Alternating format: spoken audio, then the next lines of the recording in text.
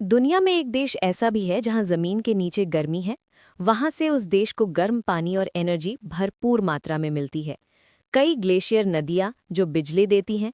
ये देश धीरे धीरे पेट्रोल बंद कर रहा है, उनकी जगह चार्जिंग स्टेशन लगा रहा है। इस देश के बारे में कहा जाता है कि अगर उसे तेल नहीं भी मिले तो बगैर हाय हाय किचकिच के ये आराम से चलता रहेगा। उसको तेल की ज्यादा जरूरत ही नहीं। वो दुनिया के उन गिने चुने देशों में है जो बिना तेल के भी अपनी ज्यादातर ऊर्जा जरूरत आराम से पूरी कर सकता है। इसका मतलब ये नहीं कि वहाँ बिल्कुल तेल इस्तेमाल नहीं होता, लेकिन ये सच है कि इस देश की ऊर्जा व्यवस्था ग्रीन एनर्जी पर इतनी आधारित हो चुकी है कि वहाँ तेल की जरूरत बहुत कम रह जाती है। वहाँ पेट्रोल पंप भी धीरे धीरे बंद होते जा रहे हैं। आइसलैंड धरती के उन इलाकों में है जहाँ जमीन के नीचे बहुत ज्यादा गर्मी और ज्वालामुखीय गतिविधि है।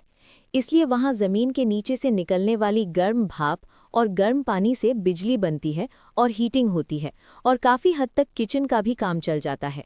आइसलैंड में बहुत सारी ग्लेशियर नदियां हैं। इनसे बड़े पैमाने पर हाइड्रो पावर बनती है। इन दोनों की वजह से वहां की बिजली करीब 100% ग्रीन मानी जाती है। जमीन के नीचे से गर्म पानी पाइपों से सीधे घरों तक आता है, इसलिए वहां हीटिंग के लिए तेल लगभग इस्तेमाल ही नहीं होता। आइसलैंड की बिजली का स्रोत 70% हाइड्रो इलेक्ट्रिक है तो 30 जियोथर्मल। इसलिए उनको बिजली उत्पादन के लिए कोयला या तेल की जरूरत नहीं पड़ती। आइसलैंड को अक्सर ग्रीन एनर्जी का मॉडल कहा जाता है। कई देश वहां जाकर ये सीखते हैं कि जियोथर्मल ऊर्जा कैसे इस्तेमाल की जाए। अगर दुनिया में अचानक तेल खत्म हो जाए तो भी आइसलैंड को परिवहन क्षेत्र में चुनौती आएगी, लेकिन बाकी ऊर्जा सिस्टम काफ़ी हद तक चलता रहेगा। लेकिन उसके 40% वाहन ईवी हो चुके हैं, तो काफ़ी हद तक वो इस पर भी काबू पा सकते हैं। यहाँ की आबादी मुश्किल से 3.8 लाख है। यहाँ प्रचुर गर्म पानी और भाप है, बहुत सारी ग्लेशियर नदियाँ। प्रकृति ने ही उसे जियोथर्मल ऊर्जा का खजाना दिया है। क्योंकि उनके पास असीमित और सस्ती जियोथर्मल एनर्जी है, वे बड़े बड़े ग्रीन हाउस में साल भर सब्जियां और फल उगा सकते हैं, भले ही बाहर कितनी भी बर्फ क्यों न जमी हो।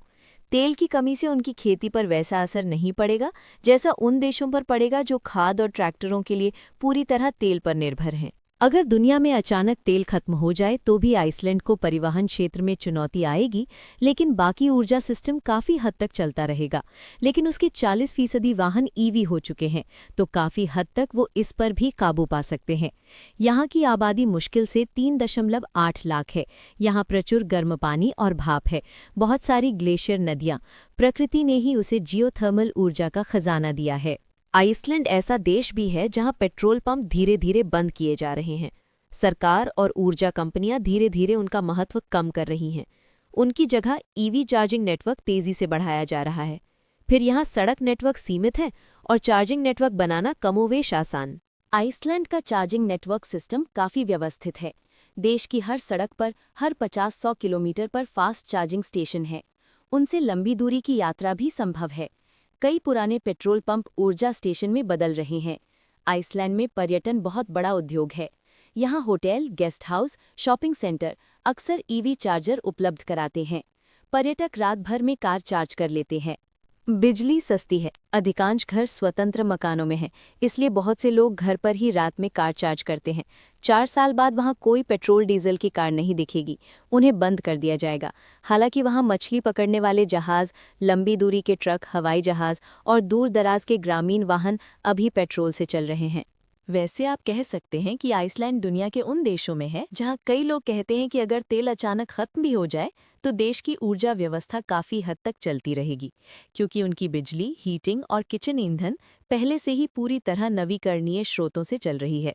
जनसंख्या के हिसाब से आइसलैंड अपेक्षाकृत छोटा है, लेकिन इसका कुल क्षेत्रफल 1,03,000 वर्ग किलोमीटर या 39,768 वर्ग मील है।